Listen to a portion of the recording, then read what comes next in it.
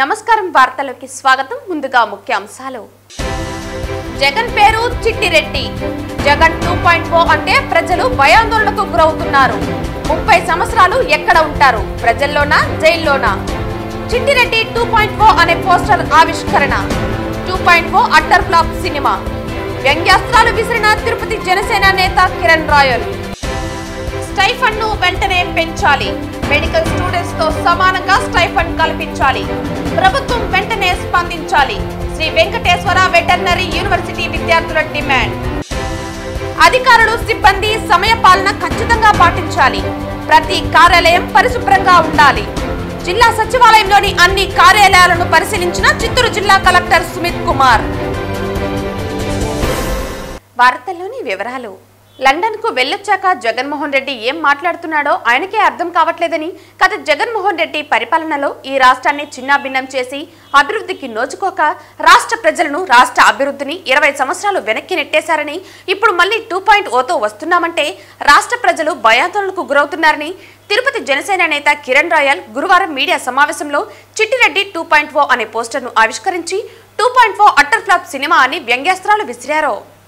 ఈసారి మనం అధికారంలోకి వస్తే 30 సంవత్సరాలు మనమే పరిపాలనలో ఉంటామని, రాష్ట్రాన్ని ఏలుతామని అనడం చూస్తే జగన్ రెడ్డికి మతి భ్రమించి మాట్లాడుతున్నారని అన్నారు.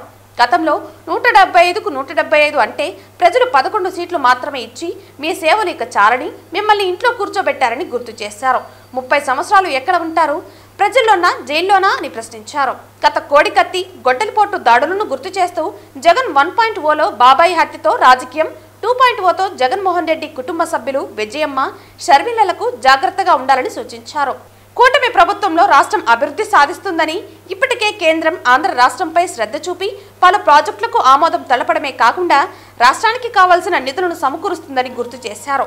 ప్రధాని మోదీ సహకారంతో CM Chandrababu, deputy CM Pawan కళ్యాణ్లు రాష్ట్రంలో అభివృద్ధికి పెద్దపీట వేస్తూ మరో 10 సంవత్సరాలు కూటమి ప్రభుత్వమే ఏపీలో కొనసాగుతుందని కిరణ్ జోషం చెప్పారు. ఈ మీడియా సమావేశంలో హేమకుమార్, మనోజ్, కిషోర్, హేమంత్, సాయిదేవ్, ఆది, సాయి తదితరులు పాల్గొన్నారు. జగన్మోహన్ రెడ్డి గారు మాట్లాడేటప్పుడు మనం అబ్జర్వ్ చేసుకున్నాం. ఆయన మాటల్లో ఎక్కడా మనం భయపడం, ఎక్కడా మనం భయపడం అంటాడు. భయపడే కూడా అన్నిసార్లు చెప్తాడు భయపడం అనేసి.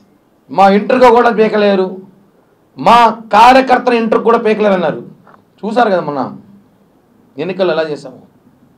ఒకటే అండి, మేము చేయాలంటే మీకన్నా బ్రహ్మాండంగా చేయగలం, కానీ మా సిద్ధాంతాలు వేరు, మా కట్టుబాట్లు వేరు, మా నాయకులు ఒప్పుకోరు కాబట్టి కొన్ని మీకు కాంప్రమైజ్ తప్పదు. ఇందాక ఏదో ప్రెస్ మీట్లో మాట్లాడుతూ కూడా జగన్మోహన్ ప్రెస్ మీట్గా పోతాం అనుకుంటాను. ఇచ్చిన హామీలు నెరవేర్చలేదు, ఇచ్చిన హామీలు చెయ్యండి అంటే చేస్తాం. 9 నెలలు అయింది. హామీలు ఉన్నాయి, రెడ్ బుక్ ఉంది, ఎల్లో బుక్ ఉంది, బ్లూ బుక్ ఉంది, అన్నీ ఉంది, అన్నీ నెరవేరుస్తాం. ఏది వదిలే ప్రసక్తే లేదు. జగన్మోహన్ రెడ్డి పార్టీ కార్యకర్తల్ని ట్రాప్లో పెడుతున్నాడు అని ప్రయత్నం అంతే. నిన్న మన మీటింగ్లో చూసుంటాం, ఎక్కడ కూడా ఎమ్మెల్యేలు ఎవరు కనిపించట్లా, అందరూ ఎవరు పార్టీకి తట్టాపొట్ట సర్దుకునేనారు. జగన్మోహన్ రెడ్డి మాటలు నమ్మే పరిస్థితిలో ఎవరు లేరు. చివరికి ఆ పార్టీలో ఉండబోయేది 2-3. జగన్మోహన్ రెడ్డి, వైవి సుబ్బారెడ్డి, సజ్జల రామకృష్ణారెడ్డి కూడా డౌట్ అనిపిస్తాను నాకు ఎందుకో.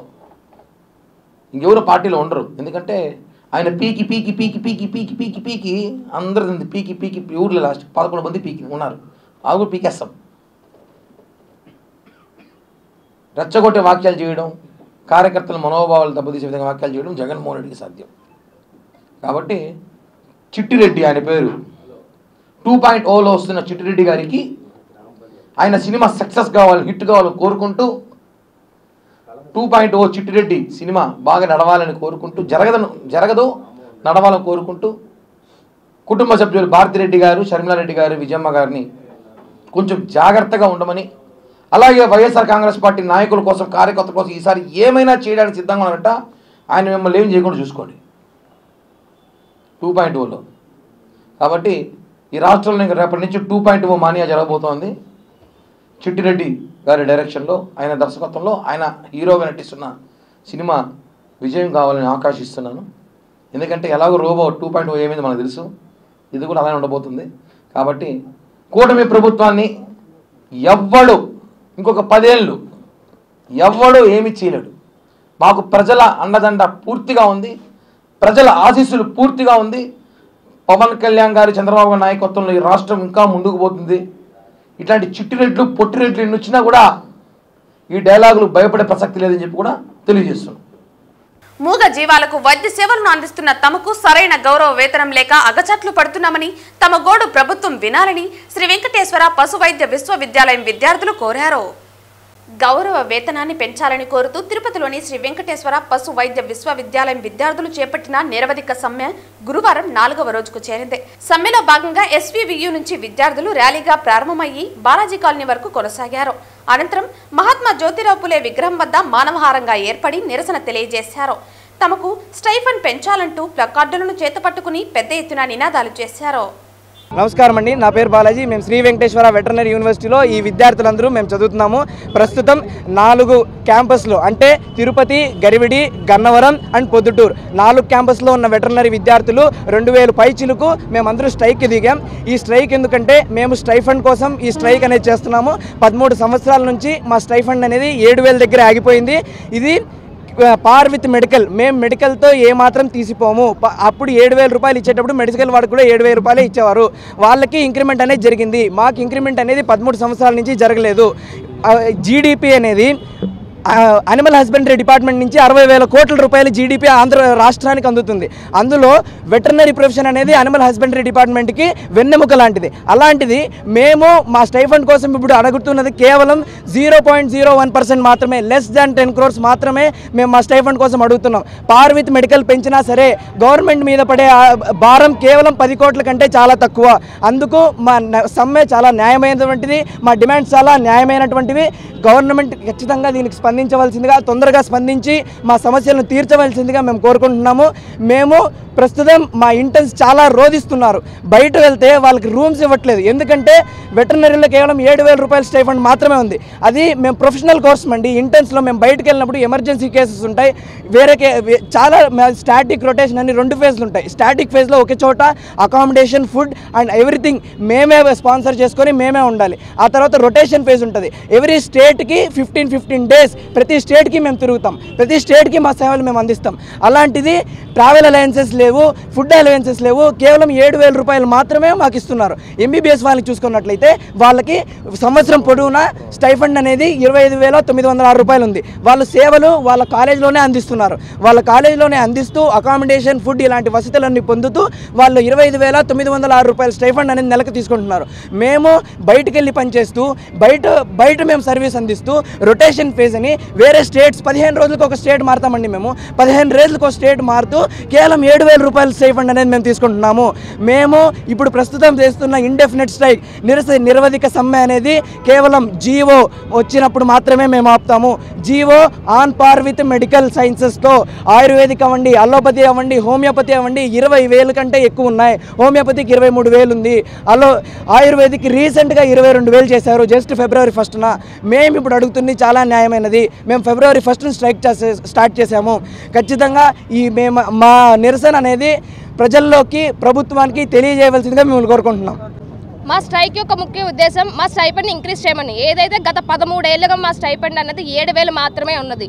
మా వెటర్నరీ ప్రొఫెషన్లోనే మిగతా రాష్ట్రాలలో రాజస్థాన్లో 23,500, గుజరాత్లో 23,500, కేరళలో 20,000, కర్ణాటకలో 20,000, ఇలా ప్రతి రాష్ట్రంలో మా ప్రొఫెషన్లోనే ఇంత స్టైపెండ్ ఇచ్చినప్పుడు మన రాష్ట్రమే ఎందుకు 7,000 మాత్రమే ఉంది? ఎందుకు ఇంక్రిమెంట్ చేయలేదు? మా ఫీజుల్లో ఇంక్రిమెంట్ జరుగుతున్నప్పుడు 30,000 నుంచి 50,000 వరకు సంవత్సరానికి, మా స్టైపెండ్ మాత్రం ఎందుకు 13 ఏళ్ళ నుంచి ఇంక్రిమెంట్ చేయకుండా జరిగింది. అలాగే జీడిపి చూసుకున్నా ఎలాగ మార్నింగ్ నుంచి మనం యానిమల్స్ మీద డిపెండ్ అవుతాం. పాలు దగ్గర నుంచి గుడ్డు వరకు, మీట్ ప్రోటీన్ కావాలన్నా మీట్ కావాలంటారు. ఇలా ప్రతి దాంట్లోని కూడా యానిమల్స్ కంట్రిబ్యూషన్ ఉంది మన రాష్ట్రానికి. కానీ ఇంక్రిమెంట్ చేయకపోవడానికి గల కారణం ఏమిటి? మా యొక్క నిరసన ముఖ్య ఉద్దేశం ఇదేనండి. మా యొక్క స్టైపెండ్ ఇంక్రీజ్ చేయమని, మా యొక్క వృత్తికి గౌరవాన్ని కలిగించమని. ఈ జీవో గవర్నమెంట్ నుంచి ఆర్డర్ వచ్చే వరకు మా యొక్క స్టైపెండ్ గురించి మా యొక్క నిరసన ఆపు చేయమని తెలియజేసుకుంటున్నాం. జిల్లా సచివాలయంలోని అన్ని కార్యాలయపు అధికారులు, సిబ్బంది సమయపాలన ఖచ్చితంగా పాటించాలని చిత్తూరు జిల్లా కలెక్టర్ సుమిత్ కుమార్ పేర్కొన్నారు. ఈ సందర్భంగా కలెక్టర్ మాట్లాడుతూ అన్ని కార్యాలయాల్లోని అధికారులు, సిబ్బంది సమయపాలన పాటిస్తూ కార్యాలయపు వేళల్లో ప్రజలకు అందుబాటులో ఉండాలని ఆదేశించారు. సచివాలయంలోని 3 భవనాల్లో ఇదివరకే వివేకానంద భవన్, జ్యోతిరావు పులే భవన్లకు పెయింటింగ్ వేయించడం జరిగిందని, అంబేద్కర్ భవన్లో కూడా పెయింటింగ్ చేయడం జరుగుతోందని, కార్యాలయపు పరిసర ప్రాంతాలను పరిశుభ్రంగా ఉంచుకునేలా చూసుకోవటం ప్రతి ఒక్కరి బాధ్యతని అన్నారు. నిరుపయోగమైన వస్తువులను తొలగించాలన్నారు. ప్రతి సెక్షన్లోనూ ఫైల్స్ను సక్రమంగా ఉంచుకోవాలని, సరైన రీతిలో భద్రపరచుకోవాలని ఆదేశించారు. జిల్లా సచివాలయ ఆవరణలో వాహనాల పార్కింగ్కు షెడ్ను నిర్మించేలా చర్యలు చేపట్టాలని ఏవోను ఆదేశించారు. జిల్లా కలెక్టర్ వెంట కలెక్టరేట్ ఏవో కులశేఖర్ తదితరులు పాల్గొన్నారు.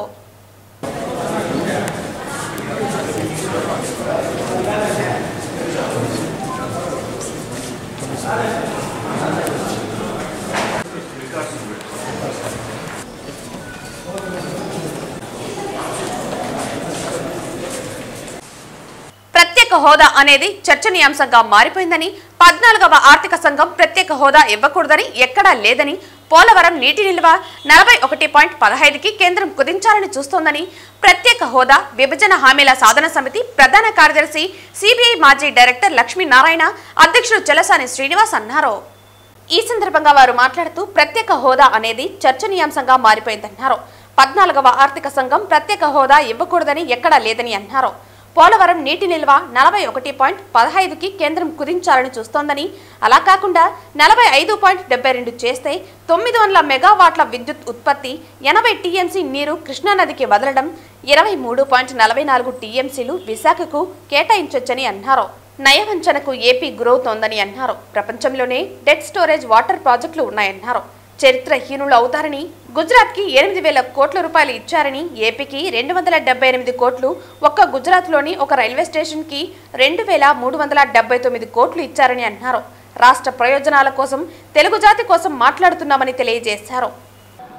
ఎక్కడా కూడా 14వ ఆర్థిక సంఘం ఏ రాష్ట్రానికి ప్రత్యేక హోదా ఇవ్వకూడదు అని ఎక్కడా కూడా వారు మెన్షన్ చేయలేదు.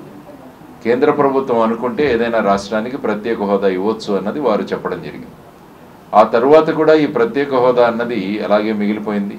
ప్రత్యేక హోదా సాధన సమితి ఆధ్వర్యంలో ఈవెన్ ఢిల్లీలో కూడా ఏపీ భవన్లో కావచ్చు, లేకుంటే జంతర్ మంతర్లో కావచ్చు, దీని గురించి నిరసన ప్రదర్శనలు కూడా చేయడం జరిగింది.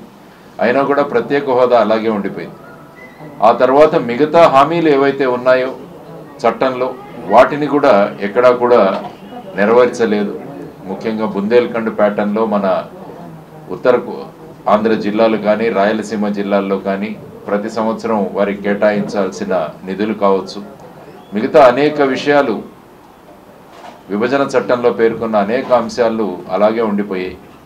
ఆ తర్వాత మొన్న బడ్జెట్ చూసుకుంటే అందులో కూడా పోలవరం కూడా మన విభజన చట్టం ప్రకారం కేంద్ర ప్రభుత్వం ప్రాజెక్ట్ ఇది. అంటే కేంద్ర ప్రభుత్వం మొత్తం పోలవరాన్ని ఒక నేషనల్ ప్రాజెక్టుగా అందులో ప్రకటించడం జరిగింది. అంటే పోలవరం కట్టాల్సిన బాధ్యత కేంద్ర ప్రభుత్వం మీద ఉంది. ఆ తర్వాత అప్పుడు 2014లో ఉన్న రాష్ట్ర ప్రభుత్వం మేమే దీన్ని ఇంప్లిమెంట్ చేస్తామంటే అప్పుడు వీళ్ళు ఇంప్లిమెంటేషన్ ఇచ్చారు. దానికోసం ఒక పోలవరం అథారిటీ కూడా ఏర్పాటు చేయడం జరిగింది. ఆ అథారిటీ యొక్క ఆధ్వర్యంలో పోలవరం ప్రాజెక్ట్ నిర్మాణం కొనసాగుతుంది. కానీ పోలవరంలో ఇప్పుడు ఈ బడ్జెట్లో చూసుకుంటే దీని ఎత్తు 41.15 మీటర్లకు మాత్రమే పరిమితం చేస్తున్నట్టు ఒక చిన్న క్లాస్ కనపడింది. అందులో నిన్న బిల్లులో దుర్మార్గంగా హేయంగా ఒకటి రాశారు. ఏమనంటే ఆంధ్రప్రదేశ్ జిల్లాలో మార్చాలంట. ఆంధ్రప్రదేశ్ జిల్లాలో ఉన్న ప్రాజెక్టు పరిమితం చేయాలండి. ఇది బడ్జెట్ అండి. చిన్నపిల్లలు 10వ క్లాస్ పిల్లవాడన్నా ఎవరన్నా 10వ క్లాస్ పిల్లవాడు కూడా రాస్తే స్పెల్లింగ్ మిస్టేక్ ఉండి రాస్తారు. దిక్కుమాలిన బిల్లు ఒకటి ప్రిపేర్ చేసి ఆ బిల్లులోనేమో ఆంధ్రప్రదేశ్ జిల్లా అంట. ఈ ప్రాజెక్టు చదువుకోమనండి. ఎవరన్నా పిల్లకాయలుగా దయచేసి కేంద్రంలో బిల్లు ప్రిపేర్ చేసే వాళ్ళకి చెప్పండి. దయచేసి రాష్ట్ర ప్రభుత్వం వారికి విజ్ఞప్తి చేస్తూ ఉన్నాం. అలాగే ఎంపీలకి మిగతా వారు వివరంగా చెప్పారు. ఈ బిల్లు కనుక ఆమోదం పొందితే యాజ్ ఇట్ ఈజ్గా వితౌట్ అమెండ్మెంట్ లేకుండా రాష్ట్ర చరిత్రలో ఈ 35 మంది ఎంపీలు, ఆ పరిమళ నత్వాలి గారు ఎవరో బంద్ చేసుకుంటారు, ఆదాని గారికి అంబానీ గారికో, రాష్ట్రంలో ద్రోహులుగా మిగిలిపోతారు. రాష్ట్ర ముఖ్యమంత్రి ప్రభుత్వం కూడా దయచేసి విజ్ఞప్తి చేస్తున్నాం. ఇది మేము మిమ్మల్ని మీద ఈ జరిగిన పొరపాటు, గ్రహపాటు ఇంకొకరి మీద తోసేసుకుంటాం. కొంచెంసేపు మానేయండి సార్. మేము మిమ్మల్ని తప్పుగా అంటలేదు. మీకు పోలవరం ప్రాజెక్ట్ సోమవారంగా పెట్టుకున్నారు గౌరవ ముఖ్యమంత్రి గారు. డెఫినెట్గా మీకు చిత్తశుద్ధి ఉందండి. I'm not denying that. Tirupati BJP మాజీ ఎంపీ వెంకటస్వామి వర్ధంతిని ఆ పార్టీ నాయకులు తిరుపతిలో ఘనంగా నిర్వహించారు. 1999 ఎన్నికల్లో తిరుపతి పార్లమెంటు స్థానానికి బీజేపీ తరపున వెంకటస్వామి పోటీ చేసి గెలుపొందారు. ఆయన 5 ఏళ్ల పాటు ఎంపీగా విధులను నిర్వర్తించారు.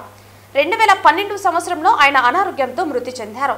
ఆయన వర్ధంతిని పురస్కరించుకుని స్థానిక తపాలా కార్యాలయం వద్ద గురువారం బీజేపీ నాయకులు ఆయన చిత్రపటానికి పుష్పాంజలి ఘటించి ఘనంగా నివాళులర్పించారు. ఈ సందర్భంగా బీజేపీ సీనియర్ నాయకులు గుండాల గోపీనాథ్ మాట్లాడుతూ వెంకటస్వామి తన ఎంపీ నిధులతో తిరుపతిలో అనేక అభివృద్ధి కార్యక్రమాలు చేపట్టారని గుర్తు చేశారు.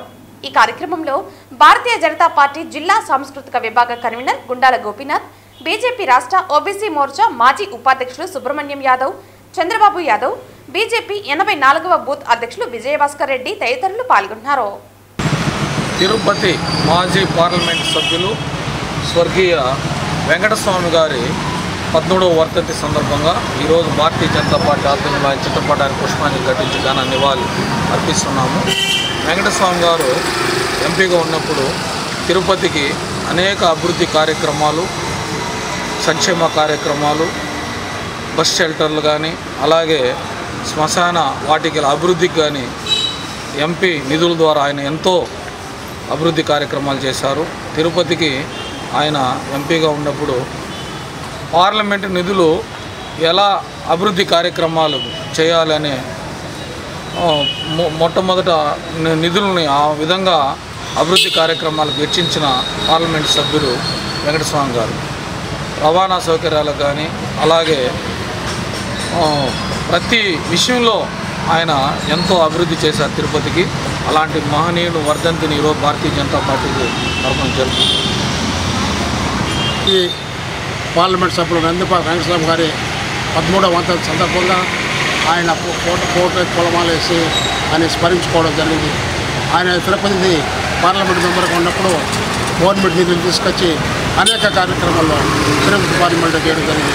ముఖ్యంగా అందులో శ్మశానాలు, మీటింగ్ హాళ్ళు, రోడ్సు, కనెక్టివిటీ రోడ్సు ఇవన్నీ కూడా ఆయన నాయకత్వంలో తిరుపతి పార్లమెంట్లో జరిగినాయి. ఆయన ఇవాళ ఆయన వర్ధంతి గారిని పొలమాల సత్కరించి ఆయన స్మరించుకుంటున్నాం. 11 సంవత్సరాల వయసు గల శబరేష్ అనే అబ్బాయి 10 రోజులుగా జ్వరం, ఫిట్స్ తో బాధపడుతూ తమ హాస్పిటల్ కి వచ్చారని, ఇది మెదడు వాపుకు సంబంధించిన వ్యాధి అని, అరుదైన ఆపరేషన్ చేశామని Ankura hospital medical director doctor Vamsi Krishna పేర్కొన్నారు. ఈ సందర్భంగా డాక్టర్ వంశీ మాట్లాడుతూ అరుదైన ఆపరేషన్ చేశామని అన్నారు. 11 సంవత్సరాల వయసు గల శబరేష్ అనే అబ్బాయి 10 రోజులుగా జ్వరం, ఫిట్స్ తో బాధపడుతూ తమ హాస్పిటల్ కి వచ్చారని అన్నారు. ఇది మెదడు వాపుకు సంబంధించిన వ్యాధి అన్నారు. లంగ్స్ లో బ్లీడింగ్ వచ్చిందని, పూర్తిగా స్పృహలో లేరని అన్నారు. ఇన్ఫెక్షన్ ఎక్కువ ఉందని, హార్ట్ కూడా ఫెయిల్ అయ్యే పరిస్థితి ఏర్పడిందన్నారు. 5 రోజుల తర్వాత స్పృహలోకి వచ్చారని, క్లిష్టమైన కేసని అన్నారు. నరాలు, లంగ్స్ లో bleeding, fits, heart failure, ventilator ద్వారా ఉన్న అబ్బాయి కోలుకున్నారని తెలిపారు. అన్ని అవయవాలకు ఇన్ఫెక్షన్ సోకిందని పేర్కొన్నారు. ఒక 11 సంవత్సరాల పిల్లవాడు శబరీష్ పద్మావతిపురంలో ఉంటాడు. ఒక 10 డేస్ బ్యాక్ ఒక 3-4 రోజుల నుంచి జ్వరము, తలనొప్పితో బాధపడుతూ ఉన్నాడు. సడన్గా అతనికి ఒక 10 రోజుల ముందర ఫిట్స్ వచ్చి దగ్గరలో ఉన్న క్లినిక్కి తీసుకెళ్లారు.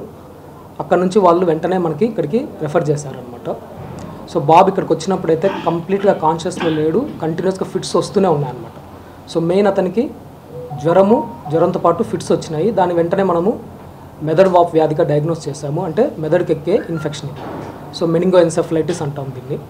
అందులో స్క్రబ్ టైఫస్ అనేది పాజిటివ్ వచ్చింది. సో ఆ బాబు వచ్చేసి ఓవర్ ద డే అంటే వితిన్ సెకండ్స్లోనే మనకి ఊపిరి తీసుకోవడం కూడా బాగా తగ్గించేసేసరికి వెంటిలేటర్ మీద పెట్టామన్నమాట. ఆ ఇన్ఫెక్షన్ అనేది ఎంత ఫాస్ట్గా స్ప్రెడ్ అయిందంటే ఆ రోజు రాత్రికే పాప మొత్తం బ్లీడింగ్ అయిపోయింది. లంగ్స్లో అంతా కూడా బ్లీడింగ్ వచ్చేసింది. దాన్ని మనం పల్మనరీ హెమరేజ్ అంటాం. సో బ్లీడింగ్ ఎక్కువ అవడం వల్ల మనం ఇచ్చే వెంటిలేటర్ సపోర్ట్ కూడా సరిపోలేదు బాబుకి. అంటే మనం వెంటిలేటర్ సపోర్ట్ మీద కూడా ఆక్సిజన్ లెవెల్స్ మెయింటైన్ కాలేదు, బీపీ కూడా బాగా డౌన్ అయిపోతూ వచ్చింది. సో వెంటనే మనందరికి తెలిసినది వెంటిలేటర్ కాకుండా దానికంటే అడ్వాన్స్డ్ మిషన్ ఉంటుంది, హై ఫ్రీక్వెన్సీ ఆసిలేటర్ అంటాం అనమాట. సో అలాంటి మిషన్స్ ఉండే సదుపాయం మనకు కేవలము చెన్నై, హైదరాబాద్, బెంగళూరు లాంటి సిటీస్లోనే ఉంటుంది. అలాంటిది ఇక్కడ కూడా ఉంది.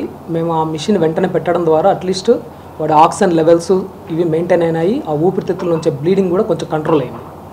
ఆ తర్వాత బాబుకి ఈ ఇన్ఫెక్షన్ ఎక్కువ అవడం వల్ల హార్ట్ కూడా ఫెయిల్ అయిందనమాట. ఆల్మోస్ట్ మనం ఎజెక్షన్ ఫ్రాక్షన్ అని చూస్తే అది పిల్లలలో 70% పైన ఉంటే బాబుకి ఆల్మోస్ట్ 34% పడిపోయింది.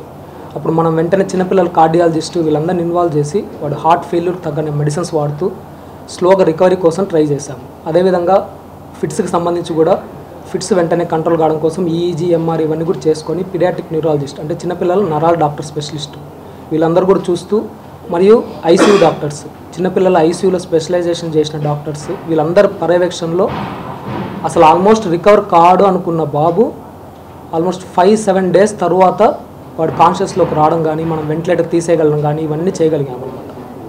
సో ఇలాంటి అంటే ఫిట్స్ రావడం ఇవన్నీ కామనే, కానీ ఇట్లా ఊపిరితిత్తులోంచి బ్లీడింగ్ అయిపోవడము, హార్ట్ ఫెయిల్యూర్ ఉండడము, మెదడు ఇన్ఫెక్షన్ అయిపోవడము, ఇలా అన్ని ప్రాబ్లమ్స్ ఉన్న వాళ్ళు బయటకు రావడం చాలా కష్టం.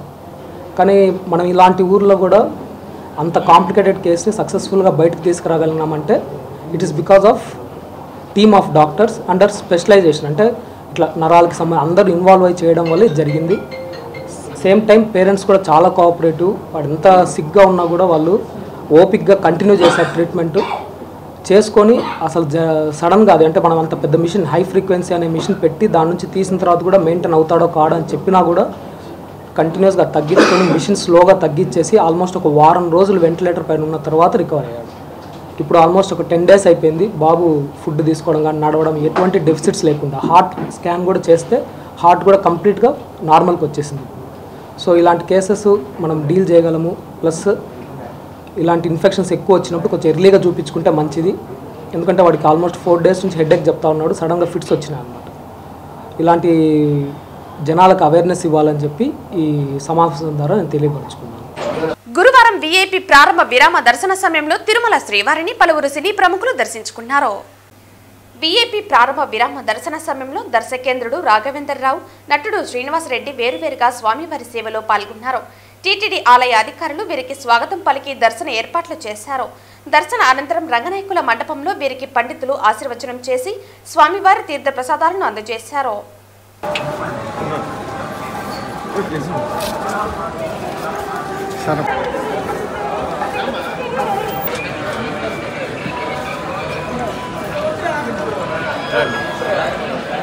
వార్తలు ముగించే ముందు ముఖ్యాంశాలు మరోసారి. జగన్ పేరు చిట్టిరెడ్డి. జగన్ 2.0 అంటే ప్రజలు భయాందోళనకు గురవుతున్నారు. 30 సంవత్సరాలు ఎక్కడ ఉంటారు, ప్రజల్లోనా జైల్లోనా? చిట్టిరెడ్డి 2.0 అనే పోస్టర్ ఆవిష్కరణ. 2.0 అట్టర్ ఫ్లాప్ సినిమా. వ్యంగ్యాస్త్రాలు విసిరిన తిరుపతి జనసేన నేత కిరణ్ రాయల్. స్టైఫండ్ ను వెంటనే పెంచాలి. మెడికల్ స్టూడెంట్స్ తో సమానంగా స్టైఫండ్ కల్పించాలి. ప్రభుత్వం వెంటనే స్పందించాలి. శ్రీ వెంకటేశ్వర వెటర్నరీ యూనివర్సిటీ విద్యార్థుల డిమాండ్. అధికారులు సిబ్బంది సమయపాలన ఖచ్చితంగా పాటించాలి. ప్రతి కార్యాలయం పరిశుభ్రంగా ఉండాలి. జిల్లా సచివాలయంలోని అన్ని కార్యాలయాలను పరిశీలించిన చిత్తూరు జిల్లా కలెక్టర్ సుమిత్ కుమార్. ఈ వార్తలు ఇంతటితో సమాప్తం. తిరిగి వార్తల్లో మళ్ళీ కలుద్దాం. అంతవరకు సెలవు. నమస్కారం.